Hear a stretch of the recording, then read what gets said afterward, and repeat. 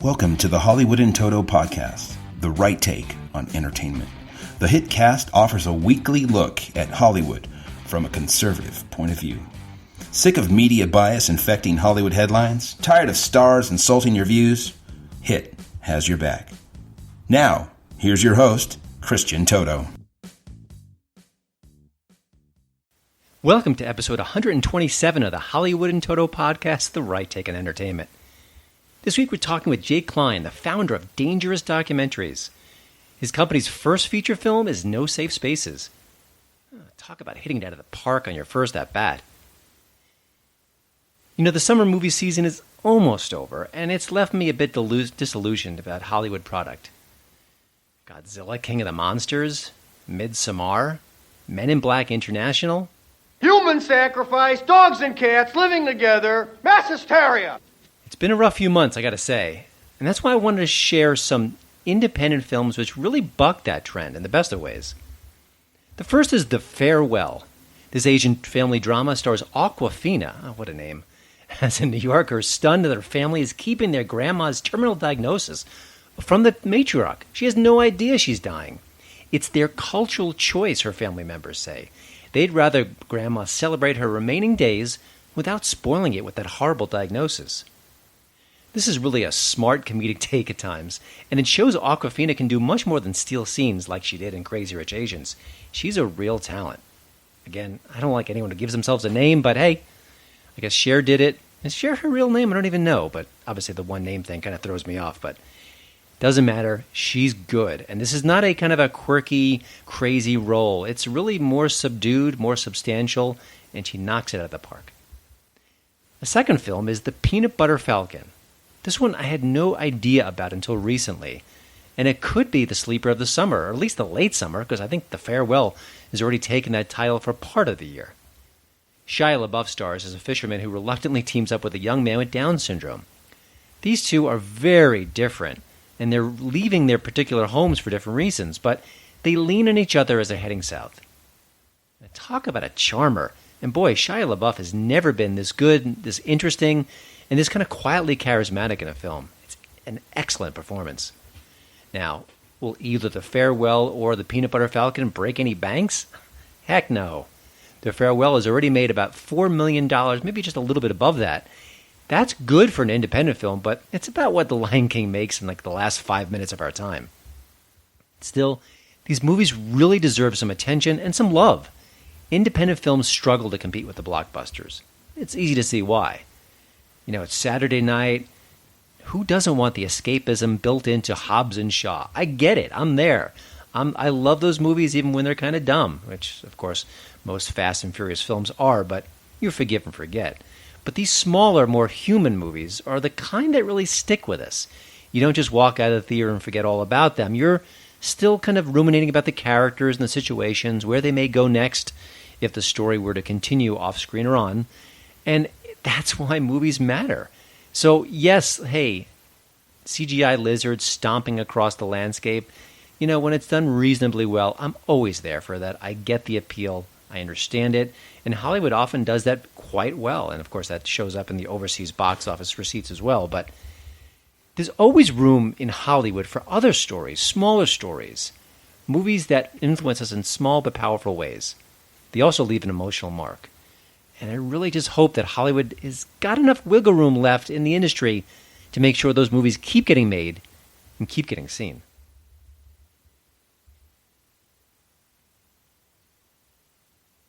Now, here's the tweet of the week.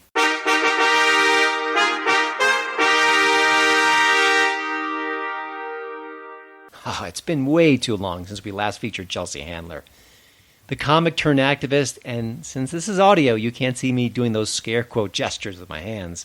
She's back with a blast of fresh fake news. Here we go. Elijah Cummings' home was broken into after Trump's publicly attacked him on Twitter, and Republicans say nothing. Our president bullies someone and then has an intruder in his house. The president of the United States, the lows keep coming. Now, of course, if you know the timeline, you know this is actually incorrect. Does she know it's not true? Does she even care?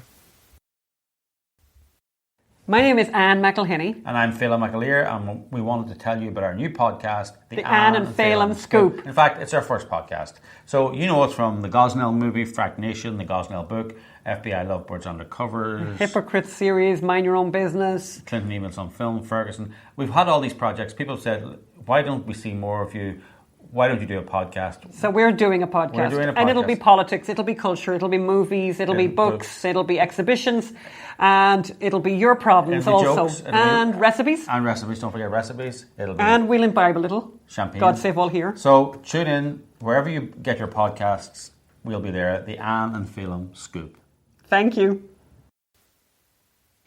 This week I'm proud to open up the Hitcast Spotlight to another right-leaning artist, Jake Klein. He's the author of a new book, One Last Echo, Book 1, Jewels in the Rough. It's an unconventional take on the superhero genre, one he explains in greater detail during our recent conversation.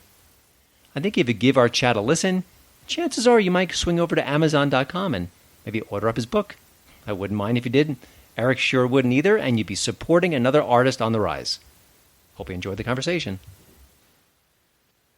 Well, Eric, thanks for joining the Hitcast. I understand your first book, One Last Echo, Jewels in the Rough, came about kind of organically. You had the idea, and then things took a life of its own, which I think is the best way for a story like this to kind of go on. Dig a little deeper for us and share about that creative process, because sometimes we don't really have story ideas that catch fire, but this one seemed like it was an inferno. Yeah, it's weird. My brain works in strange and mysterious ways. Usually I get an idea and I start asking, well, where did this come from and where does that go? So to answer your question, it started out really as just an idea for a short story that I had no intention of seeing it go anywhere other than my documents folder on my personal computer.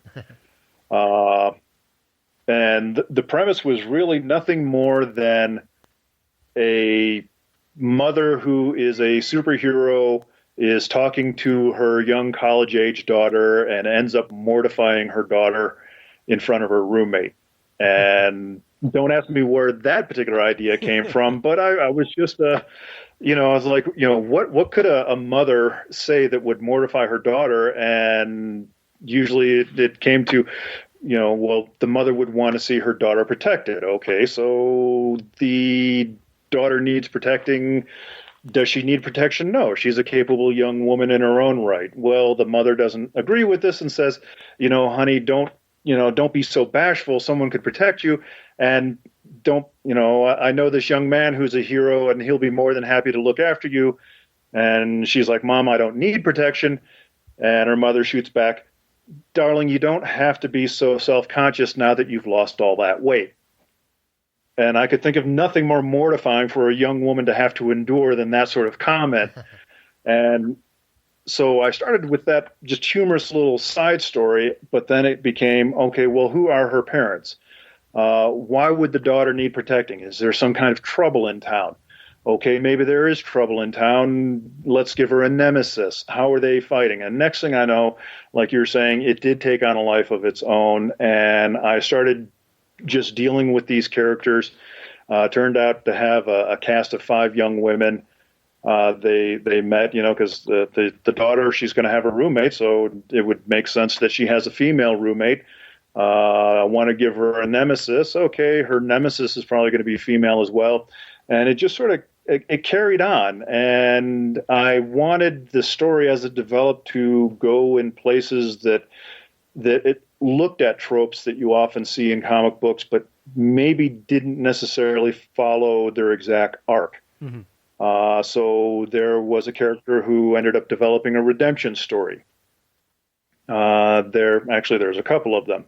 And so, yeah, like you're saying, it just sort of caught fire in my mind. And next thing I know, I was really touching on a lot of subjects. Part of the creative process is you want to create something new for your audience, but you want to make sure you're not dragging them into wholly unfamiliar territory. Mm-hmm.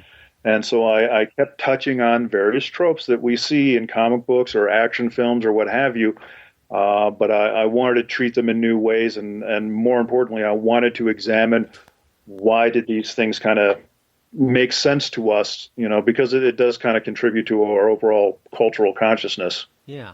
I've talked to some different creators over the past few months, and they often tell me, yeah, I lean to the right, but I don't want to inject that directly into my stories. It's not why I'm here. I want to entertain people. What's your personal take on that? And is there someone in your life, maybe a creative partner or someone else who can read your stuff and say, hey, maybe it's getting too political, or, oh, no, I like your approach. I'm just kind of curious, as a storyteller, how you tackle that. Well, being center right, one of my biggest things are, personal freedom, personal liberty. And so in order to go with that, I can't browbeat you into believing like me. All I can do is be the best that I can be at whatever my personal endeavor happens to be at the moment, and hope that alone is enough to persuade you. And that's actually one of the biggest themes of the story is my characters, or two of the side characters, are extremely powerful, but they're not here to fight for the world to draw out certain conclusions. They're here to fight to preserve humanity's free will. Mm-hmm. And humanity's free will is one of the recurring themes throughout the series. So I try to do that, and I feel like if I'm obedient to that, then by nature, one of the second or third order effects will be that I'm not going to browbeat people politically. Yeah.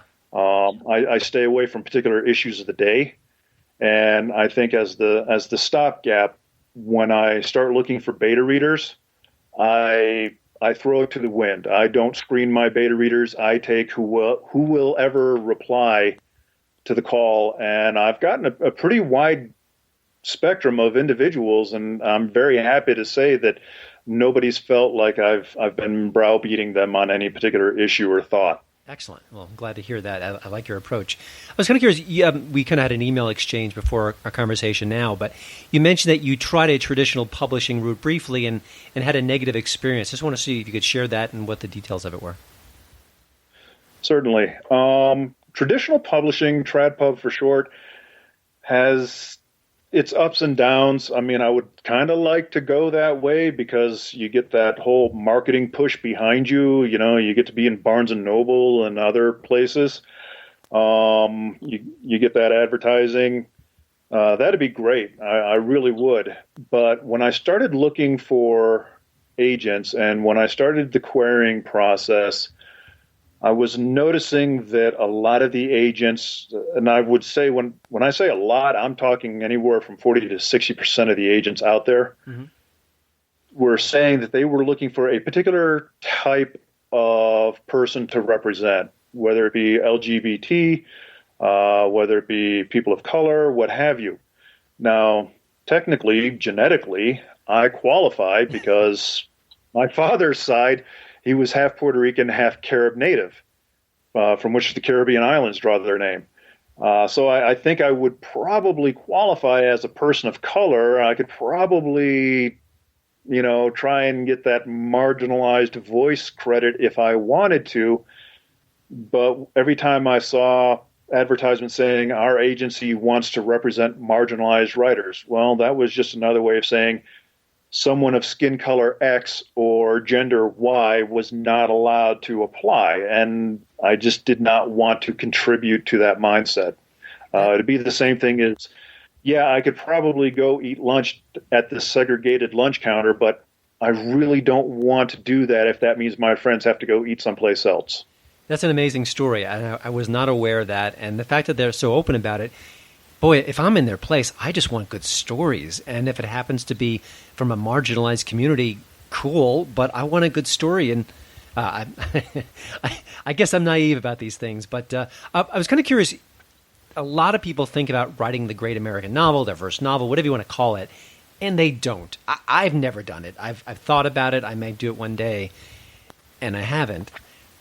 What did you learn about yourself after going through the process? Because I think even if the story is a clunker, and it sounds like it's not at all, I've read some really nice reviews of it, just getting it done is really an achievement. And I think that's a wonderful thing. And I'm just kind of curious, how did you emerge from that process? the only thing I can say is, and I say this a lot throughout my years, is there's nothing to it but to chew through it. You're going to have to do it. I mean, you can sit there and say, hey, I've got this great idea. Okay, good. You and a lot of other people. I spend a lot of time on Twitter, which I think is where we originally met for this particular meetup. Yep. And the writing community is out there, and it's like, oh, it's so hard to write. Oh, I need more coffee. Oh, I just, I'm so depressed today. And it's like, guys, it's not going to get done. I mean, I understand you've got emotions.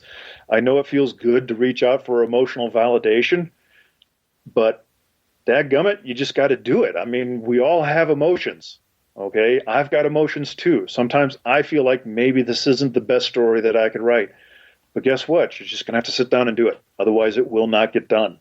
Excellent. Now, I understand you've got more chapters in this series already in the works.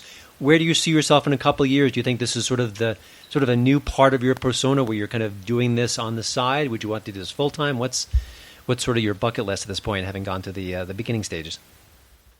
Well, getting close to retirement for my main job, so that would definitely free up a little bit of time. If I had my druthers, I would continue to write. I mean, like if you were to really write me a blank check on my fate, I would probably be writing to turn this into a series for some sort of streaming service. Okay. Just because I tend to be very visual. My beta readers tell me that, they can definitely see the fight scenes, the action scenes in their head, because I try to maintain an action-oriented cinematic style of writing. If not that, then I would definitely be happy to continue writing books. Maybe another medium would be turning some of my stories, not all of them, but some of them, into graphic novels, working with an artist. I'd like to kind of do that only because that would also mean that there would be young, undiscovered artistic talent that maybe I could bring along with me on this particular journey. I'm a big believer that once you're in my tribe, we're going to go places together. I like that. I love the attitude, and you've made me feel gently guilty for not writing my own book, which I will do someday, I promise. But, well, Eric, thank you for joining the Hitcast. We appreciate your contribution to the show and also just getting the job done. I like that. I like your stick-to-it personality. And, again, the book is One Last Echo, Book 1, Jewels in the Rough. It's available right now. You can go to the show notes page at hollywoodintoto.com, and you'll find the links there. Eric, congratulations, and keep writing. Sounds like you've found your sweet spot. Thank you, sir. It's been a pleasure. You're listening to the Hollywood in Toto podcast, the right take on entertainment. My hit tip of the week is Skin. The new movie's in select theaters right now, but if you don't have an indie theater near you, you can also see it on demand. Jamie Bell stars as Brian, a neo-Nazi who's having second thoughts about all the hate in his life and in his heart. It's not going to be easy leaving Skinhead Nation, though. One reason? Well, his face is covered in the kind of tattoos that scream ignorance with every drop of ink. Now, Skin is based on a true story, and the real-life Brian had to undergo multiple surgeries to get those tattoos removed. It wasn't easy, and it was chock full of pain. But Belle is just flat-out mesmerizing here. So are the supporting players, including Vera Farmiga. Boy, she plays a den mother of sorts behind the skinhead group, and it's just chilling to watch her. Because she's sweet, she's kind of seductive as well, and you can understand why some people might fall under her charms. It makes sense, as scary as it sounds. Danielle McDonald is excellent here, too. She plays the love interest, and again, an unconventional role, but a great performance. Now, this is another fact-based story about a bigot who learns the error of his ways. And it seems crazy, but a lot of liberal critics are just aghast at that storyline, even when it's based on true stories. They can't have bigots being capable of redemption. Why, that doesn't work out at all. Well, just push that commentary far, far aside. Watch Skin either in theaters or on on-demand services, and I think you'll enjoy it. Don't touch that dial. You're listening to my daddy's podcast. You know, I've been waiting and waiting to see No Safe Spaces for a long time now. I heard about the concept, Adam Carolla teaming up with Dennis Prager, looking at how free speech is being curtailed on college campuses nationwide, and the greater impact on the culture as well. Well, I recently got a screening link of the film. It doesn't come out until the fall, but I got a chance to look at it, and man, it lived up to all my expectations. It's why I wanted to talk with Jake Klein. He's a key figure behind the film. His group is called Dangerous Documentaries, and it launches its feature film division with No Safe Spaces. Now, when you talk about what happens at the university level, you have to understand that this is the incubation period, and we're seeing that across the culture. It's not just these crazed students shouting people down. We're seeing that sort of suppression of speech across the board, and not just with comedians, but also people just trying to share what they have to say. Ask Mario Lopez. He recently got caught by the PC police. He instantly apologized, and while I get that from a career perspective, he certainly set the free speech movement back a bit. Now, Jake graduated college just a few years ago, and he shows how things have changed so dramatically since 2014. That's how the conversation starts, but we go in different, really rewarding directions from there. Boy, I have to say, Jake seems like he's much younger than me, but he's really got a handle not just on these issues and the culture at large, but just on the stakes at play when we're talking about free speech, the suppression of it, and of course, no safe spaces. I really hope you enjoy my chat with Jake Klein. Welcome to the show, Jake. You know, this is going to sound a little bit hokey, and I don't like to use this phrase that often, but people really need to see No Safe Spaces when it comes out this fall. Can you talk maybe about your personal connection to the film's message and why this was important to be a part of this project? Yeah, thank you so much. So that's very kind. I graduated, I'm actually quite young, so I graduated from college in 2014. And so I was sort of on the tail end of when the extreme radical social justice movement and things like trigger warnings and stuff like that were taking off. If you look at, there have been some organizations that have put together charts of like when the words trigger warning and when other like similar terms, safe spaces and stuff like that all sort of came into vogue. It starts to pick up in 2014 and then really goes like on a radical upswing in 2015 and stays very high afterwards. So I was sort of like starting to catch it as it was starting to get crazy. And it was deeply concerning because already I went to NYU, which is an extremely liberal school and an extremely liberal place. And, you know, from the beginning, there was always a lot of identity politics that really bothered me. You know, I was the only person there with with my political views that I knew in the first couple of years, at least. And I think in my senior year, I met like one person who was also a libertarian. Did you have a secret handshake that you kind of did before you took it? No, but we figured it out, and it was warm and happy. But, you know, there was a lot of like, you know, you can't have positions on any of these things because you're a white male, right? There wasn't sort of a willingness to realize like, hey, you know, I disagree with you guys on what's going to help people of all ethnicities and races and both genders and all that sort of stuff, you know, but we both want everybody to succeed, and we can have sort of a rational conversation about what policies and what philosophy is going to lift people up and make us all successful. But no, identity got in the way of that. And you know, if you didn't have the right identity traits, you basically couldn't have or at least vocalize opinions on things. You were just supposed to listen to people of other identity traits. And so that was sort of a really concerning thing, you know, as somebody who was raised in like the Martin Luther King Jr. sort of school of anti-racism, of judge people by the content of the character, judge people by their ideas, not the color of their skin or identity characteristics, that was falling apart. And so then to see it get really bad in like 2014 and then immediately afterwards was of immense concern to me. So, you know, when I had the opportunity where this project was brought to me, and we helped finance the project and make No Safe Spaces possible, there's very little that I've been more enthusiastic about as an issue that's out there besides, sort of making it so that we can all talk, we can all have opinions, we can all work together to figure out what's going to help make our society better. And at least in my lifetime, that's never, the possibility for that to happen has never been worse than it is right now. And I think your personal story is interesting because it shows you how quickly, and this I don't remember, I'm 50, I don't remember the culture moving so quickly on so many fronts as it is right now. And I think, if you graduate in 2014 and here we are 5 years later and it's radically different, that says something. To me, watching the movie, and I was given a sneak peek at it, which I'm certainly grateful for, what jumped out at me the most was a liberal professor who was had a horrible experience. And that was the most chilling part of the film. Now, we don't want to give away too much of the movie, obviously, but is there a specific chapter in the film that you can share or talk about or even just kind of hint at that speaks to you as saying, this is why I made this movie?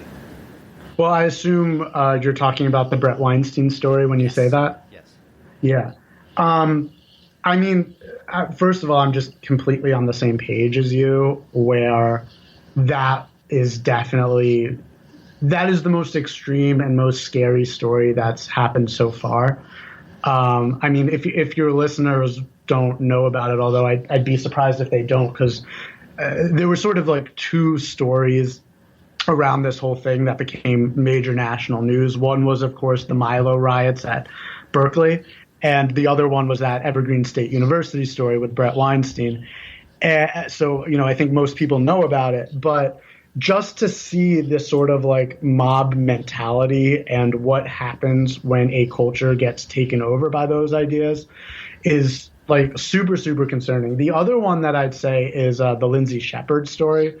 For people that are unfamiliar with that one, there was this graduate student named Lindsay Shepherd at a Canadian university, and she showed a clip in class while trying to teach about like why grammar matters, or the clip was, it was Jordan Peterson and a transgender activist professor debating about the value of non-binary pronouns. And, she was brought into a meeting and told, you can't even show this debate because these, 18-year-old college students are too young and, we can't teach them the wrong ideas. And, I'm somewhat sympathetic to the notion that there are certain ideas that even if they should be allowed on a college campus, maybe professors shouldn't sanction. Like, I don't think like colleges need to hire like Nazi professors or anything like that, but, there are things where we're still sort of figuring out how we're going to deal with this as a society.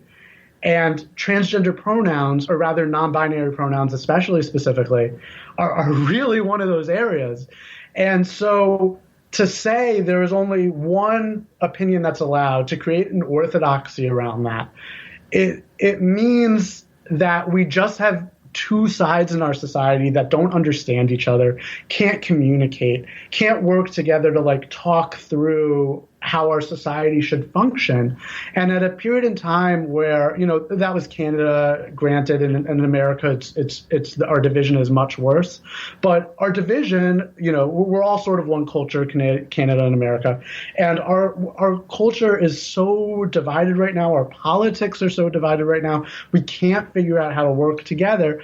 And if the universities don't foster a culture where we can start talking to each other and working through our issues and understanding the perspectives of people who believe differently than us, then this is going to go down a really, really bad road, in my opinion.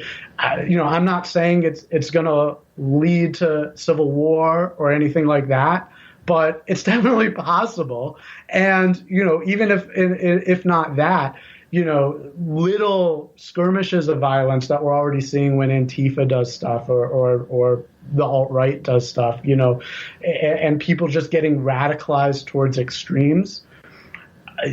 That's really, really scary stuff. And it's fully formulated by people not seeing other people and not being able to understand where they're coming from. And if stuff like what happened to Lindsay Shepherd continues happening at universities across our nations, like that division is just never going to get fixed. Yeah, that's a great point. And I also want to mention, when you see people on college, and the film showcases this, you look at their faces as they're shouting down their peers or shouting down that specific professor.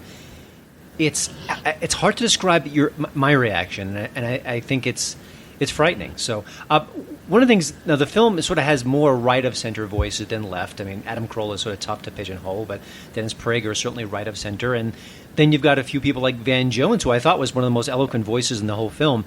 But I suspect that this is going to be sort of categorized as, it's a conservative documentary, it's partisan. And I think people will try to dismiss it from that perspective. Do you have any defense against that? Is there a way you can kind of get around that? Because I know that's not what you want with this project. That's not the goal here. It is tricky. Listen, we're going to be doing a lot of things to get this movie in the hands of people that need to see it. We're already talking to a lot of college groups about screening it on campus and stuff like that. But, it's going to be mostly conservative groups screening it. Hopefully they'll be able to bring in a wider audience of people that are interested. And we do have a lot of left-wing voices in the film who just disagree with the rest of the left on this free speech issue. We have Van Jones and Cornel West, who are people I just could not disagree with more on so many issues. But they agree with us on this, and I think that's great. But, I think the mechanism of action for the film is still going to be, this is primarily going to reach conservatives and libertarians and those on the right.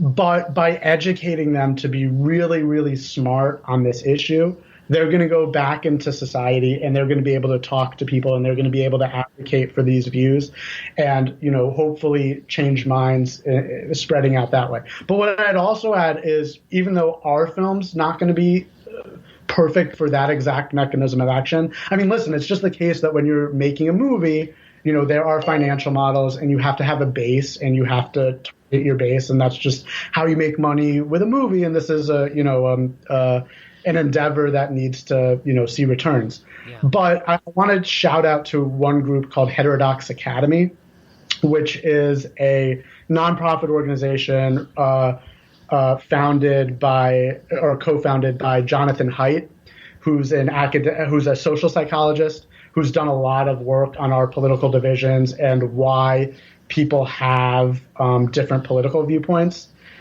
And they do a lot of work trying to recruit academics from all different fields to support having more heterodox views in their departments and, a diversity of views throughout academia. And so they're just doing really great work. And so there are people that are doing this from a very from a more left-wing perspective. And there's one other group. I think they were called Bridge USA. I went with the film to the University of California at Berkeley. We brought Dennis there to have a debate with liberal students, and the group that put that on was called Bridge USA, and they're focused on having debates between students and professors, I think also on both sides of the political aisle. So even though our film's not that, there are people doing really excellent work on pushing that argument amongst the left and the center. And, I think combined, we're all coming at different groups and hopefully getting this done and hopefully making a difference. That's really good to hear. Two quick notes. One, I'm going to have links to a lot of these different organizations and also to the stories behind Brent Weinstein. Is Brent Weinstein? Do I have the name right? The liberal professor? Yes, that's correct. And also Lindsay Shepard. So if you go to HollywoodInToto.com, you can find out more about that. Of course, you're going to see the movie too, but this will have even more background. And this isn't even a question, but I just want to say it out loud. My wife is very liberal, and we're sort of an interesting couple in that we have very different political views. And I thought, oh gosh, I need to watch the movie again and watch it with my wife to see what she says. And then another part of me says, oh gosh, what if she what if she agrees with the protesters? So that's my own burden to bear, but I just had that thought and how to share it. Your group is Dangerous Documentaries, and you talk about expressing ideas that are outside the political sort of Hollywood purview. Do you run into problems or resistance? Or I know that your organization is fairly young, and you're a fairly young person. Are there obstacles in your path at this point, or have things worked out well? Or how would you describe, going against the tide in an industry that's pretty aggressively left? Yeah, well, No Safe Spaces is our first feature film, and so that's a good first feature film to have because it is going to have a very large-scale release relative to documentaries. And you've interviewed, I know, Mark Joseph in the past, who's one of the lead producers on the project. And so he's also worked on Dinesh D'Souza's documentaries, which are the first two are two of the highest grossing documentaries of all time. So long as people turn out, we're pretty optimistic about how this might do. But it's definitely taking a very non-traditional release route. So far we've mostly had relatively positive experiences, but there is no question that we're working overwhelmingly outside the traditional industry. And, I can't, this project's not announced yet, but there's a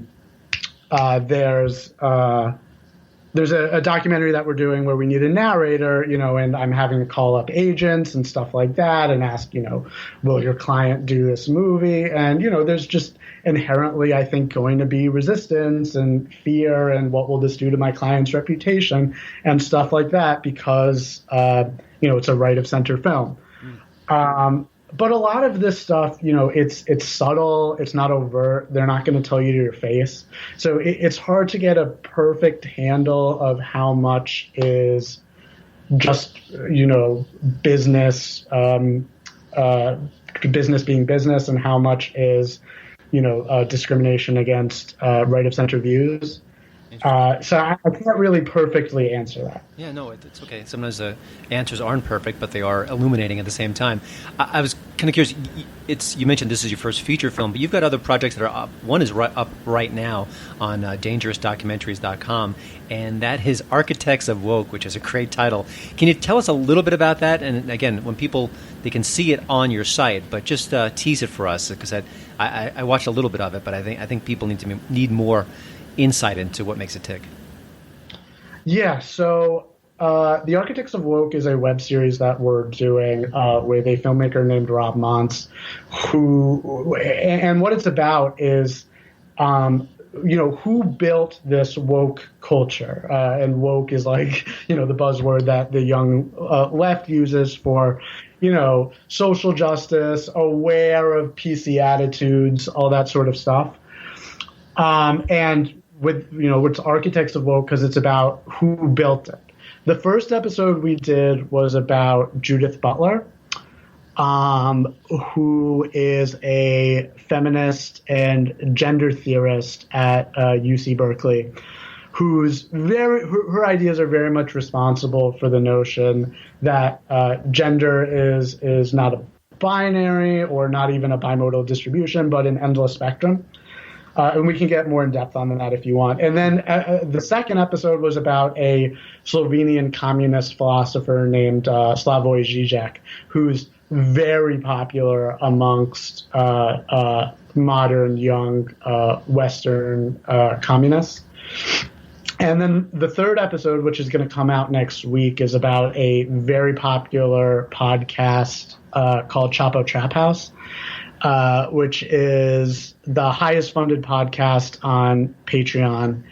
and one of the biggest political podcasts right now, and they are just as socialist as it gets. Basically, with the exception of Antifa, like besides all out Antifa in America, they are radical. They want full communism, and they're wildly more popular than you would expect a podcast with that viewpoint to be. And so those are the 3 episodes that we have so far. We're going to do at least 2 more episodes after that.